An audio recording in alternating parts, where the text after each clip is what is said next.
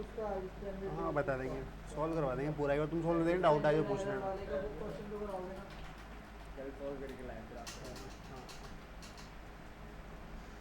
चलो भाई प्रोबेबिलिटी शुरू करते हैं। तो प्रोबेबिलिटी कह सकते हो तुम कि कोई भी एक्सपेरिमेंट या कोई भी इवेंट कुछ हो रहा है, कोई घटना, उसके होने के कितने चांसेस हैं, वो जो हम पता करते हैं ना, वो किससे पता करते हैं? प्रोबेबिलिटी से पता करते हैं। ठीक है भाई। अब प्रोबेबिलिटी से पहले हम समझते हैं, या प्रोबेबिलिटी की थ्योरी समझने के लिए हम सबसे पहले समझेंगे एक्सपेरिमेंट क्या होता है।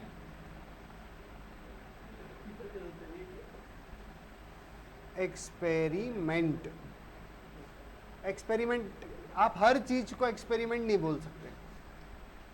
प्रोबेबिलिटी में एक्सपेरिमेंट का मतलब है कि कोई ऐसा ऑपरेशन जिसके कोई वेल डिफाइन आउटकम आए। क्या है भैया?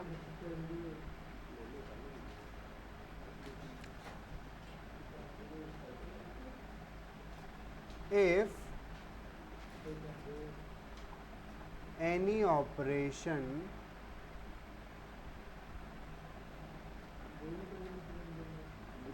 produce well defined outcome, then this operation is called experiment। ठीक है भाई। कोई भी ऑपरेशन, अरे भाई क्या समस्या है? देते भाई, जो भी दे दे। कोई भी ऑपरेशन जिससे वेल डिफाइन आउटकम प्रोड्यूस होंगे उसे मैं क्या बोलूँगा? एक्सपेरिमेंट बोलूँगा। कुछ नहीं लिखा है बेटा, ऐसे हाइफन नहीं है, डैश। और एक एक्सपेरिमेंट से ही निकल के आता है, या फिर कह सकते हो कि सर एक्सपेरिमेंट किया है तो कुछ आउटकम आए ना। जो वो आउटकम आते हैं ना, उनके सेट को बोलते हैं सैंपल स्पेस।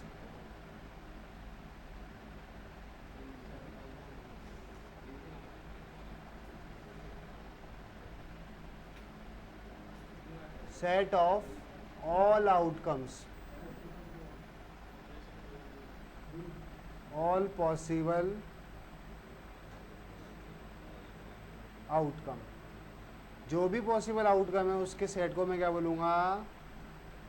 Sample space. फिर इसी से निकल कर आता है इवेंट। इवेंट क्या होता है भैया?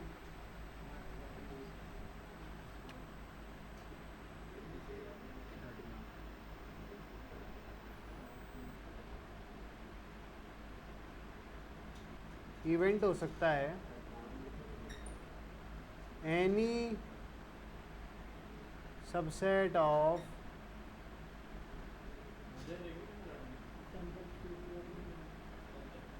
Sample space. अब इस चीज़ को मैं तुम्हें एक एग्जांपल की हेल्प से समझाता हूँ भैया। ये मैंने जो 3 चीज़ें तुम्हें समझाई है, ये बहुत इंपॉर्टेंट है, बेसिक है प्रोबेबिलिटी का।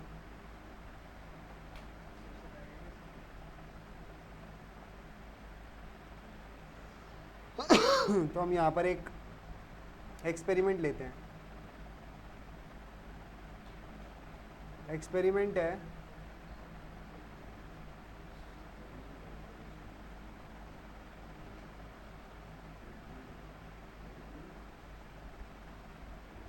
टू कॉइन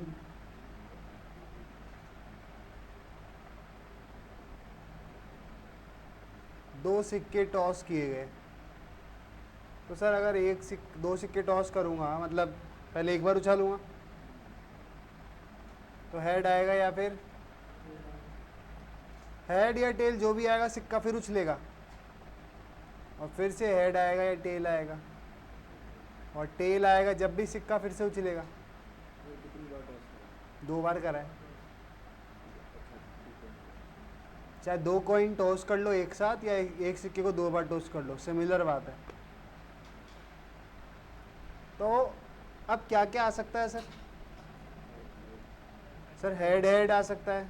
ऐसे बनाओ, देखो ये एक एक ट्री को स्टडी करो, head head, head tail. Sample space, हाँ, फिर TH और TT। सही है क्या बात? मतलब एक्सपेरिमेंट था सिक्का उछालना, सैंपल स्पेस बना ये। अब मैं इवेंट ले लूं कि अकरिंग ऑफ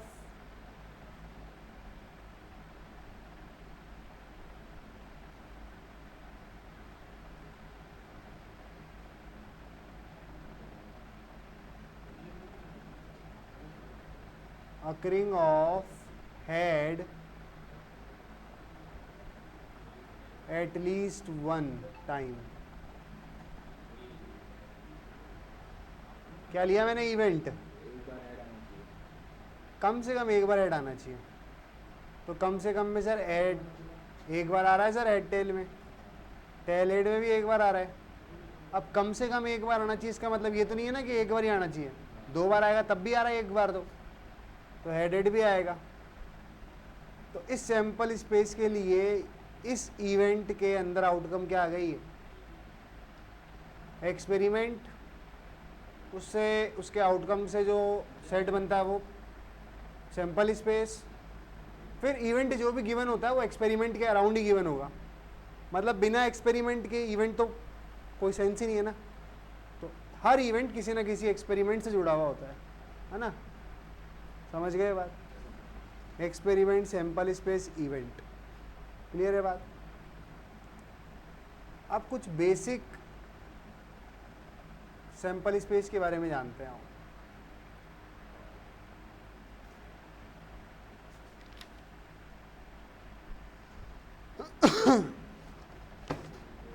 डालो heading.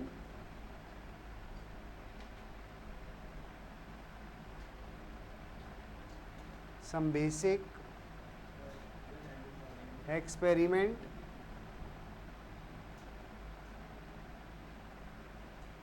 and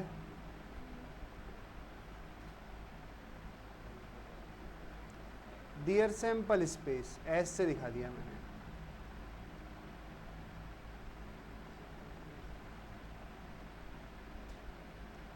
first experiment,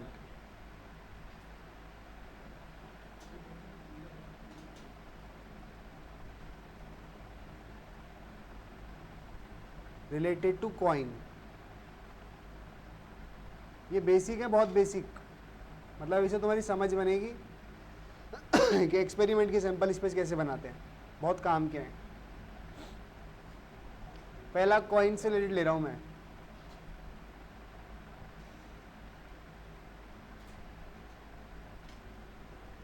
toss a coin, एक कॉइन को टॉस करा मैंने, सैंपल स्पेस क्या बनेगा सर? हेड आएगा या टेल आएगा?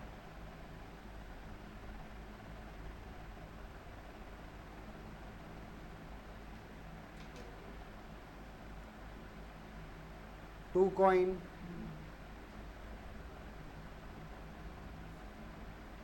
टॉस्ड। तो अब 2 कॉइन को टॉस करूंगा तो क्या आएगा? अभी तुमने देखा कि सर हेड आएगा, हेड टेल आएगा, टेल हेड आएगा और टेल टेल आएगा। ठीक है भाई? मान लो 4 बार टॉस करना पड़ जाए, 4 क्या तुम ऐसे 3 बार कितनी बार भी कर सकते हो। पैटर्न क्या ध्यान रखोगे? ध्यान रखो सैंपल स्पेस बनाना आना चाहिए मुझे हर एक्सपेरिमेंट का। अब सिक्का कितनी बार उछला है? 3 बार।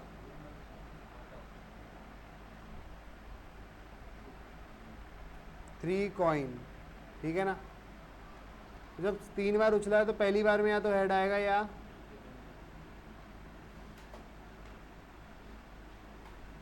जब हेड या टेल आएगा तब दोबारा उछला जाएगा। इधर भी हेड या आएगा तो दोबारा उछला जाएगा।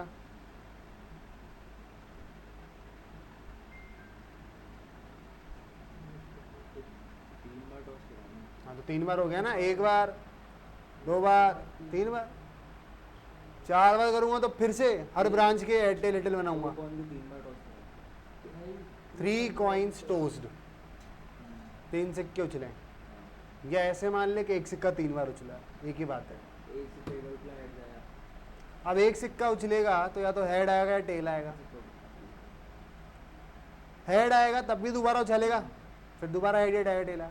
जो भी आएगा फिर भी तो सिक्का दोबारा उछालेगा, तो हेड आएगा या टेल आएगा। तो सैंपल स्पेस क्या बनेगा सर? हेड हेड हेड आ सकता है सर, हेड हेड टेल आ सकता है सर, हेड टेल टेल आ सकता है, सॉरी हेड टेल हेड आ सकता है। सही है क्या बात?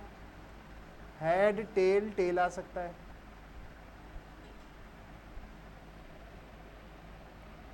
टेल हेड हेड आ सकता है, टेल हेड टेल आ सकता है, टेल टेल हेड आ सकता है, टेल टेल टेल आ सकता है। नोटिस करो, सिक्का एक बार उछला तो टोटल आउटकम आए 2, 2 बार उछला तो टोटल आउटकम आए, और भाई साहब 3 बार उछला ना, अब 4 बार उछलेगा तो कितना आएंगे? 16। और 4 बार का बनाओगे कैसे? फिर इनके आगे हेड टेल के आगे सबके आगे हेड टेल लगा दोगे। अब आगे तो मैं बढ़ाऊंगा नहीं, 4 तक का तुम्हें आना चाहिए बढ़ाना, ठीक है? अब वो तुम बना लेना। अब देखते हैं, कॉइन की बातें समझ में आ गई कि कॉइन उछलेगा तो क्या क्या आएगा। अब बात करते हैं एक्सपेरिमेंट रिलेटेड टू डाइज।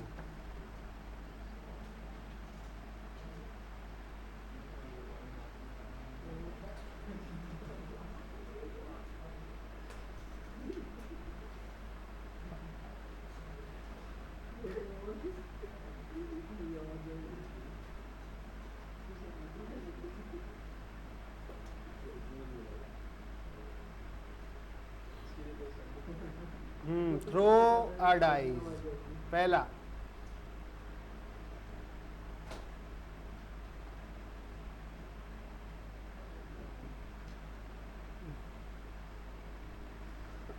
एक पासा फेंका, क्या क्या आ सकता है?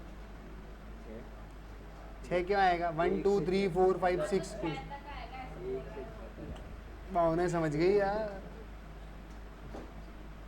1 आएगा, 2 आएगा, 3 आएगा, 4 आएगा, ठीक है भैया। फिर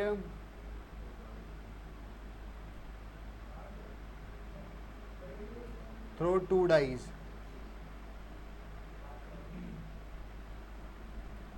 क्या आएगा सर? 1 1 1 2 1 3 1 4 1 5 1 6 2 1 2 2 2 3 2 4 2 5 2 6। ऐसे 3 1 की लाइन बनेगी पूरी, है ना? हाँ 36 आएंगे। ऐसे 4 1 की लाइन बनेगी पूरी, ऐसे 5 1 की बनेगी, और ऐसे 6 1 की बनेगी, और ऐसे लास्ट में ये जाके कहाँ ख़त्म होगा?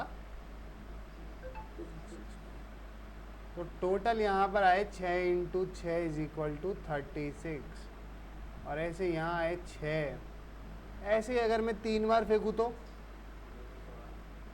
216। अब वो 216 बढ़ेंगे कैसे, उनका पैटर्न पता होना चाहिए।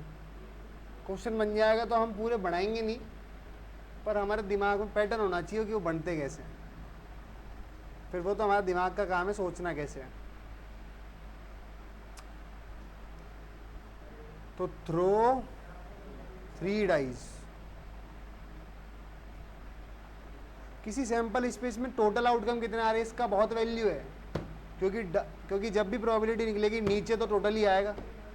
तो हर एक्सपेरिमेंट के टोटल तो पता होना बहुत ज़रूरी है। क्या वो लिखने आए या नहीं आए, पर टोटल पता करना बड़ा ज़रूरी है।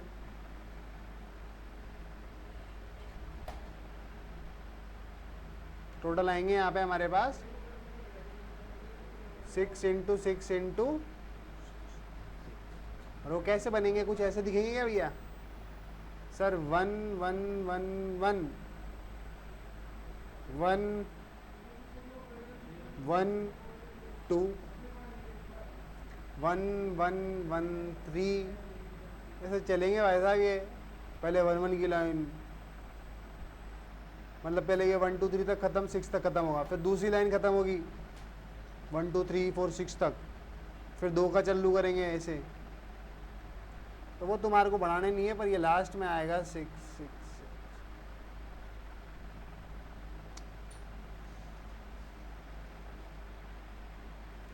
समझ गए लालाओं? हाँ भाई बच्चों, समझ में आ गई बातें? आगे सुनो, अब कार्ड के बारे में थोड़ा, ताश पत्ते खेलते हो सभी? ताश पत्ते के बारे में जान लो, जिसको नहीं पता। अब तुम्हारे को ताश पत्तों के बारे में पता होना चाहिए, क्योंकि तुम पूरे सटोरी हो चुके हो कि भाई तुम्हारा जीवन दाव पे लग रहा है। इसकी क्या प्रोबेबिलिटी है कि तुम जीत जाओगे? लगाओ, पानी पिलाओ।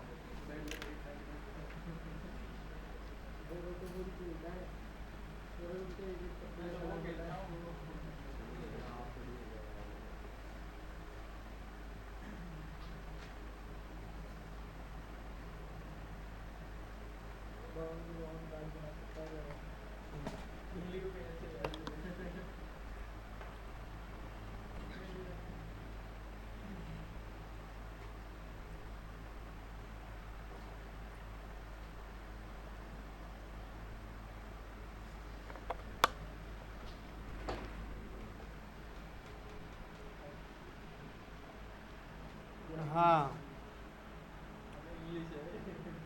अरे बस बस कर। कार्ड्स टोटल कितने होते हैं कार्ड्स? 50। इस 52 की 2 कैटेगरी है भैया, 26 26। 4 बार 13 भी तो आएंगे अभी। हाँ, तो पहले लाल और कालों की बात होगी भाई।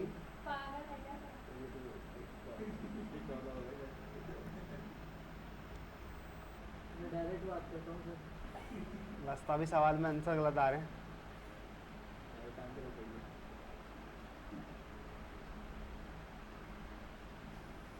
तो ये टोटल पहले हमारे पास 26 लाल हैं,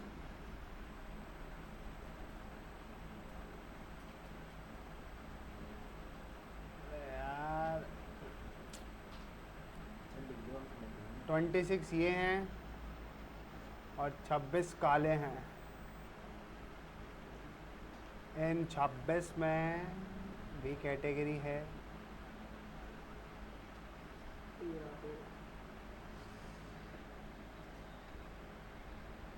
हार्ट, दिल मेरा, देखो, और डायमंड। बेटा दुनिया अंदर जाके झांक के देखो। तेरा तेरा हार्ट है, तेरा डायमंड है। तो मैं बोल ही रहा हूँ, मेरा डायमंड, HE8 हार्ट। ईंट बोलते हैं डायमंड को। ये अंग्रेजी भाषा देख कितनी विचित्र है, ईंट को भी डायमंड बना दिया। और हम देसी लोग ये ईंट है हमारे लिए, हम ईंट देखते हैं। गरीब है ना भारत देश थोड़ा सा कर। विदेशी लोग उसको बोलते हैं डायमंड। उनके तो ईंट का पता ही नहीं ईंट क्या होती है। हमारे तो यहाँ रोडों पे मिल जाती है जगह जगह पे, अरे ईंट चाहिए और कहीं थोड़ी। तो भाई ये देखो, तुम्हारे 13 पत्ते होते हैं। ये हुकुम, क्लब बोलते हो जिसे तुम अंग्रेजी में।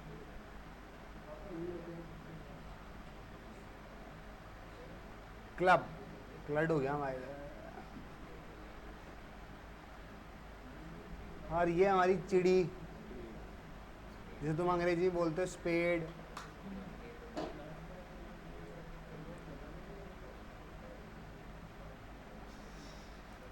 पढ़ाई तो मैंने सही है बेटा। तेरा तो यहाँ पर क्लब के हो गए और तेरा स्पेड के हो गए। अब भाई इनमें भी कैटेगरी होती है। देखो हार्ट जो है तुम्हारा दिल, इसके पास 3 फेस कार्ड है। हर ये 4 ग्रुप में ना, हर ग्रुप में क्या है भैया, 3 फेस कार्ड है। अब ये फेस कार्ड क्या होते हैं हमारे, जिनकी शक्लें होती हैं। 3 फेस कार्ड कौन कौन से हैं? King, queen, jack. तो 4 किंग होते हैं, 4 क्वीन होती है, 4 गुलाम होते हैं। एस कितने होते हैं?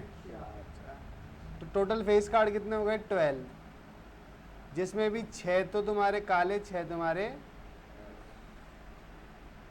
ब्लैक।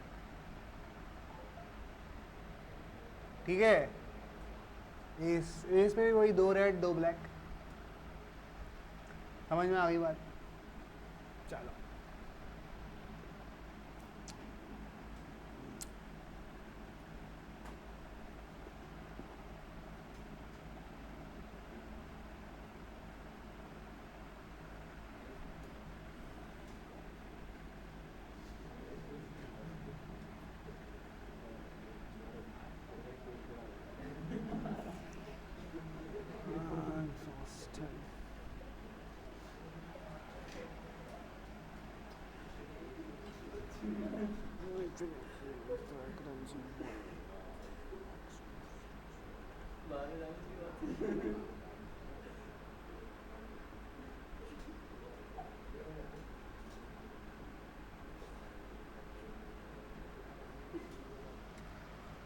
हाँ भाई, उसके बाद डालो टाइप्स ऑफ इवेंट्स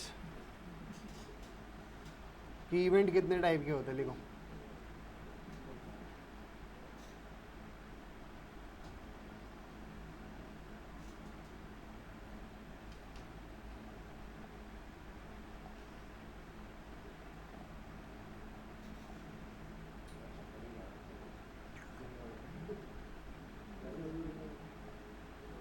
अरे भाई बस डाल दिए हेडिंग। एक बार रुक जाओ, क्वेश्चन निकाल लें।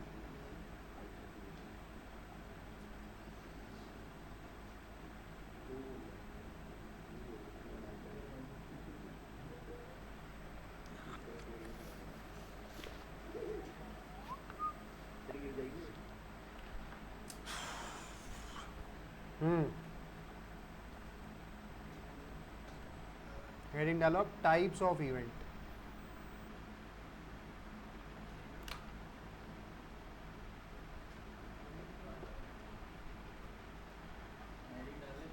पहला है भैया इम्पॉसिबल इवेंट।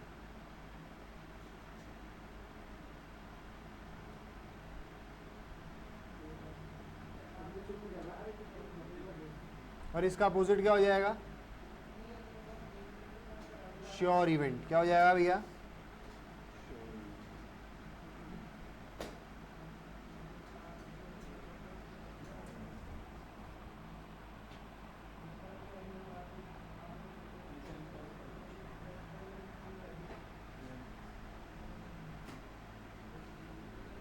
जैसे फॉर एग्जाम्पल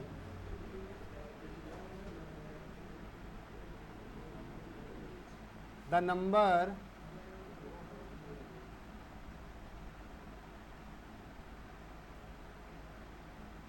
appear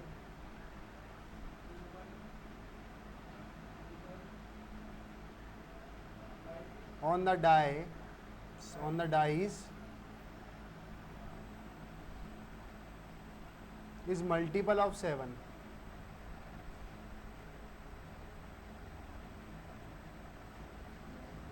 तो ये कैसा इवेंट हुआ?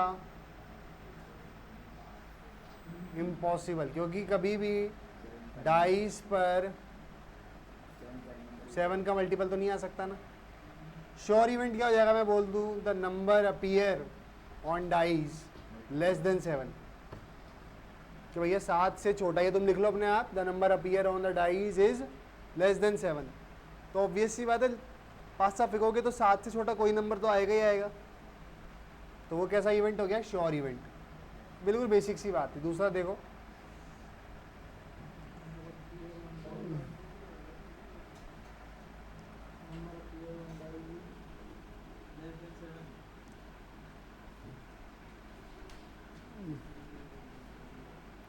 म्यूचुअली, दूसरा टाइप है। हाँ, म्यूचुअली एक्सक्लूसिव इवेंट,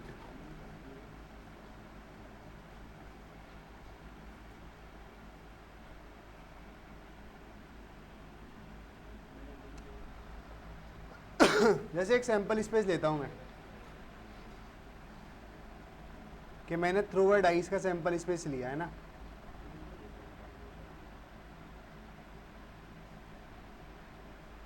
इन दोनों से मैंने इससे दो इवेंट निकाले। एक इवेंट है तुम्हारा 135 अकरिंग ऑफ ऑड नंबर, और दूसरा इवेंट है 2 4। तो भैया अगर कोई भी इवेंट दो या दो से ज़्यादा जिनमें कुछ भी कॉमन नहीं है, क्या है जिनमें कुछ भी, क्या दोनों में कुछ कॉमन है क्या?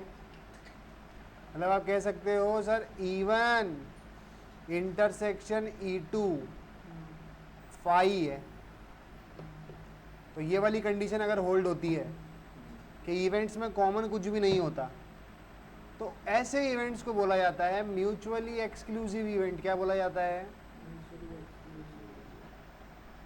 देन E1 and E2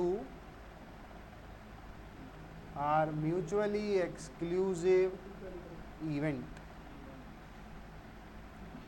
ठीक है भाई, मतलब दोनों एक दूसरे से क्या है? एक्सक्लूड हुए हुए हैं, दोनों में कुछ भी एक दूसरे में इंक्लूड नहीं है। समझ गए बात? तीसरी बात, म्यूचुअली एग्जॉस्टिव इवेंट।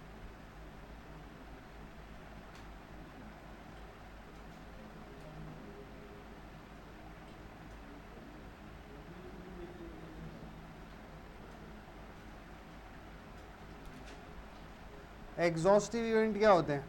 देखो, सैंपल स्पेस लिया मैंने, वही सेम ऊपर वाला ही ले रहा हूँ दोबारा।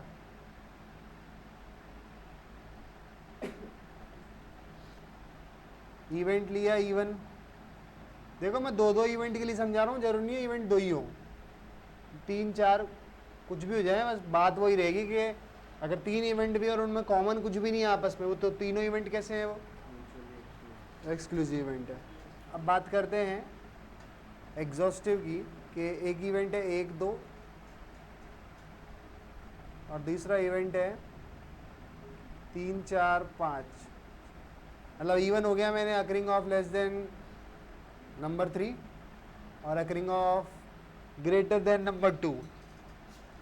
तो ऐसे इवेंट जिन दोनों का यूनियन किया जाए या दो से ज़्यादा, जब उनका यूनियन किया जाए मतलब उनको जोड़ूं,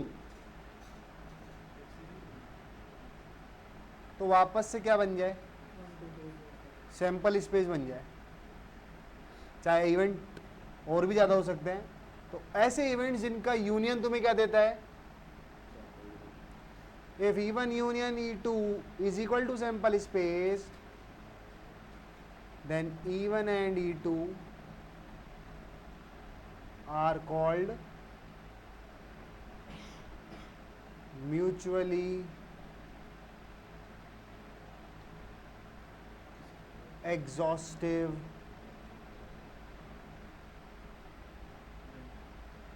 समझ गए भाई बात?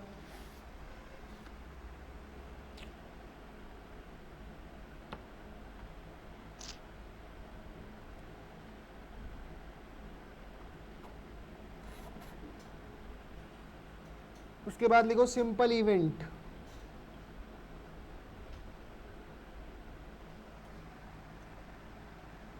आज थ्योरी थ्योरी चलेगी थोड़ी।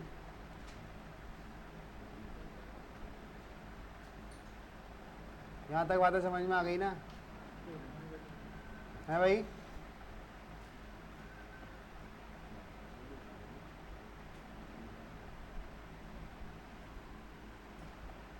अब लिखो सिंपल इवेंट।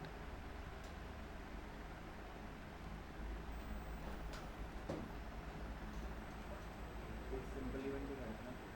सिंपल ही तो बोला हूँ, सुपर इवेंट। सुपर नहीं होता कुछ भी, सिंपल इवेंट बोला हूँ।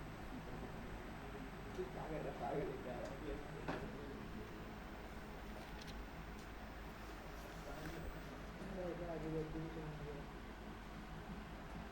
If an event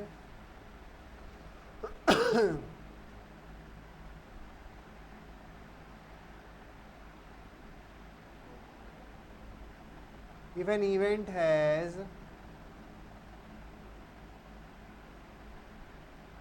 one and only one and only one element,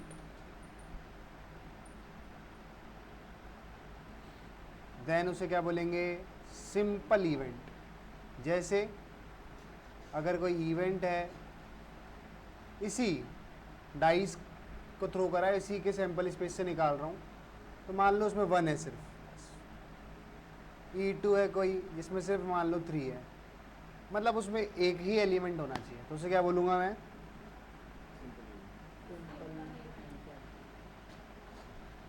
compound event.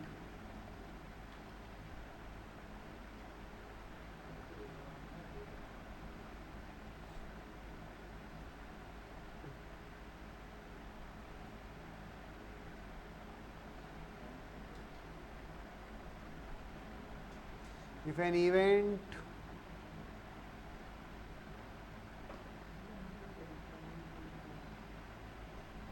has more than one sample point या more than one element,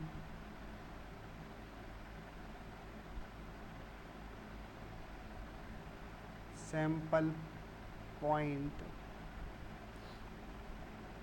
it is called compound event. For example, अगर मेरा sample space है cost the coin, वही वाला, दो बार सिक्का फेंक दिया मैंने,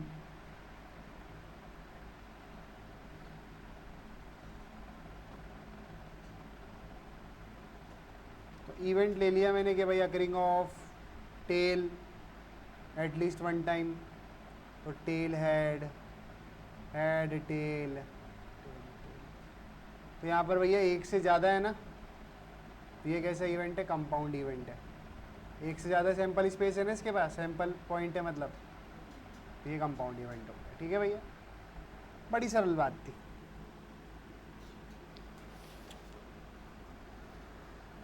उसके बाद बात करते हैं इंडिपेंडेंट इवेंट्स की।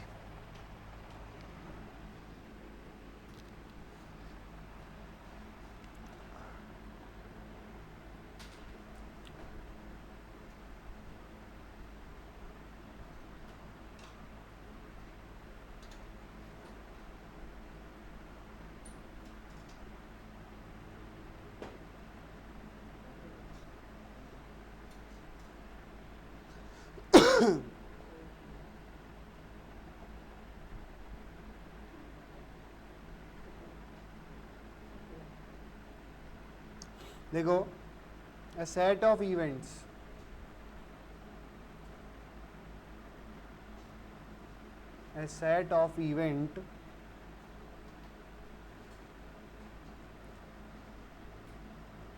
is said to be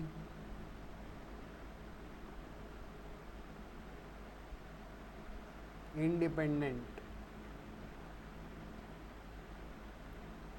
if occurrence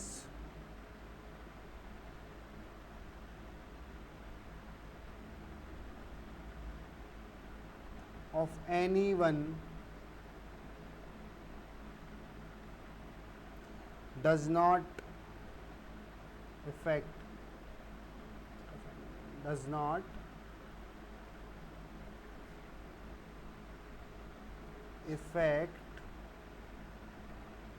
the other. Anyone क्या? कोई भी इवेंट की अकर होने की प्रोबेबिलिटी दूसरे को इफेक्ट नहीं करेगी. The set of event is said to be independent if occurrence of anyone, कि कोई भी अकर हो जाए, कोई सा भी इवेंट हो जाए, वो दूसरे पे कोई भी प्रभाव नहीं डालेगा. जैसे समझो इस बात को कि भैया 52 कार्ड्स की डेक है तुम्हारे पास, ठीक है. पहला इवेंट है कि ड्रॉ ए कार्ड, ठीक है, drawing a card of heart, कि एक कार्ड ड्रॉ करना है जो किसका होना चाहिए, draw a card of heart. और एक दूसरा इवेंट लिया मैंने, draw a card of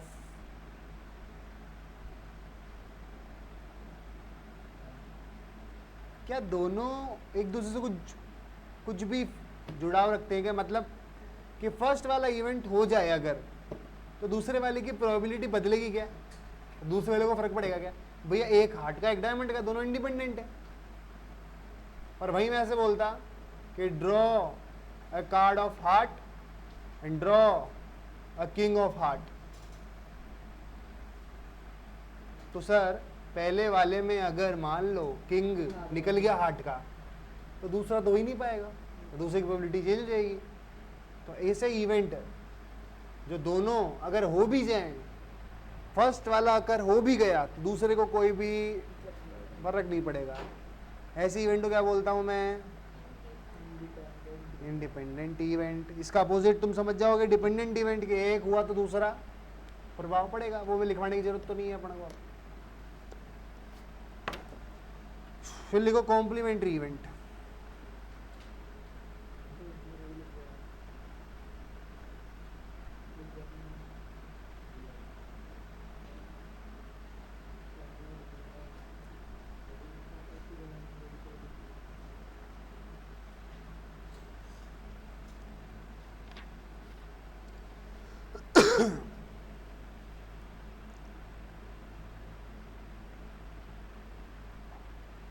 The complement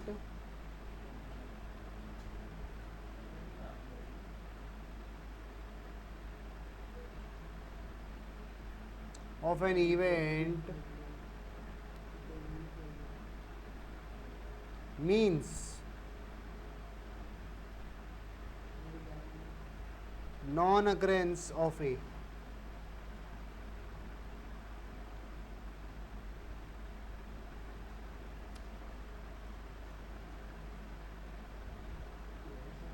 Non-occurrence of A, denoted by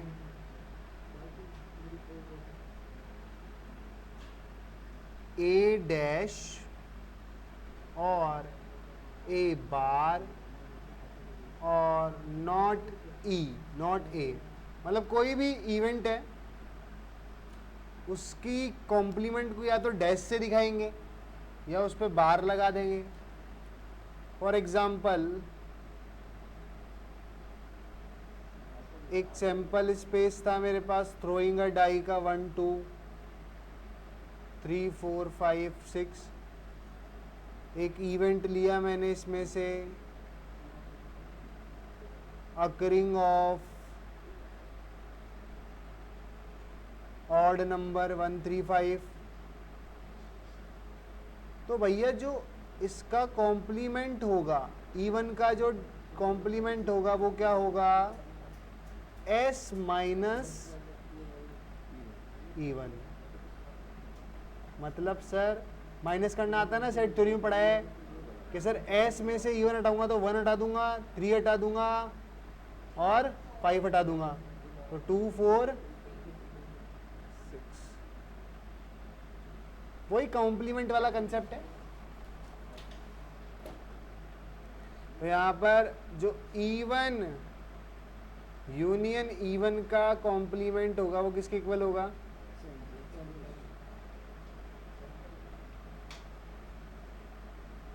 सही है क्या बात? तो कॉम्प्लीमेंट इवेंट क्या? कोई भी इवेंट है, सैंपल स्पेस में से उस इवेंट में जो कॉमन आ रहे हैं वो हटा दो, जो बच गए वो लिख दो।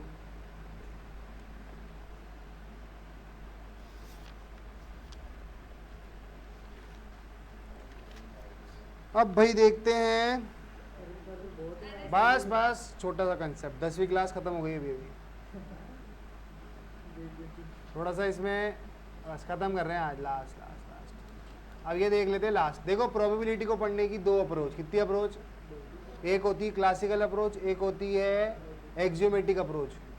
ठीक है, क्लासिकल अप्रोच सिंपल सी, वो ये बोलती है कि total upon sorry favourable upon total, जो चाहिए और जो टोटल है वो नीचे रख दो, आंसर डिवाइड दो, आंसर आ जाएगा।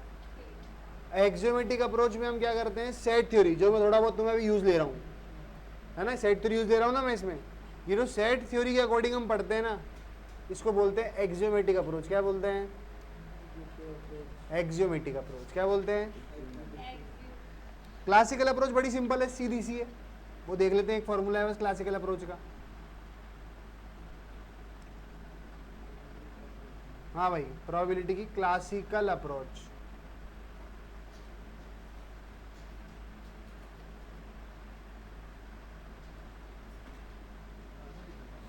क्लासिकल अप्रोच वही, प्रोबेबिलिटी ऑफ इन इवेंट क्या होगी? प्रोबेबिलिटी ऑफ ई, मतलब किसी भी इवेंट की प्रोबेबिलिटी क्या होगी? फेवरेबल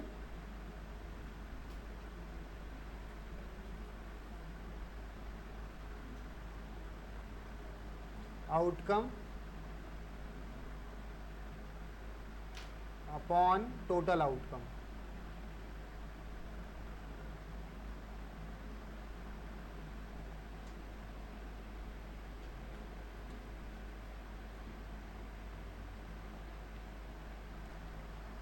और इसी मतलब किसी इवेंट की होने की प्रोबेबिलिटी ये है ना, और कि मान लो अगर नहीं होने की ये हुई, पी ई डैश से दिखा, पी ई डैश का मतलब होता है, या पी ई बार, इसका मतलब होता है कि वो इवेंट नहीं होगा, नॉट डन द इवेंट। ठीक है, तो मान लो फॉर एग्जाम्पल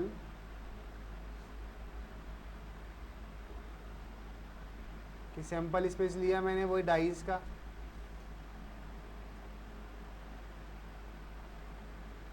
इवेंट लिया मैंने कि मैं बोल रहा हूँ फाइंड द प्रोबेबिलिटी ऑफ, जब आप डाइस थ्रो करो ना, तो इस बात की प्रोबेबिलिटी बताओ कि जो आपका नंबर है ना वो 4 से बड़ा आएगा। तो 4 से बड़ा, पहली बात तो 4 से बड़े के लिए इवेंट क्या बनेगा सर? 5 6, यही है। तो आपके फेवरेबल आउटकम कितने हो गए? 2, 1 2, तो फेवरेबल 2 हो गए, टोटल कितने हैं? तो 1/3। ठीक है, अब मैं बोलूं कि भैया इस इवेंट के नहीं होने की बताओ कि ये होना नहीं चाहिए। हाँ, तो 1 में से क्या करोगे? तो उसको दिखाते हैं PE 1 बार या डैश से, तो वो हमेशा क्या रहेगा? 1 में से क्या करना होता है? होने की प्रोबेबिलिटी को माइनस करोगे तो कितनी आ गई? 2/3।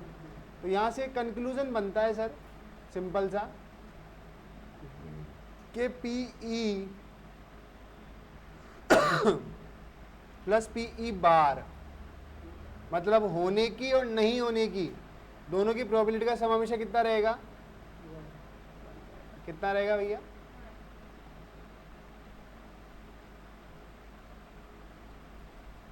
इसलिए अगर कोई भी तुम्हें पता है, हो नहीं होने की पता है, तब भी 1 से माइनस करोगे तो होने की आ जाएगी, होने की पता है तब माइनस करोगे तो नहीं होने की आ जाएगी। सही है बात भैया? हाँ भाई, एक सवाल करो। सर एक तो ना वैसा हो गया। चलो ठीक है भैया, आज के लिए बहुत है, इतना ही, बाकी बातें कल।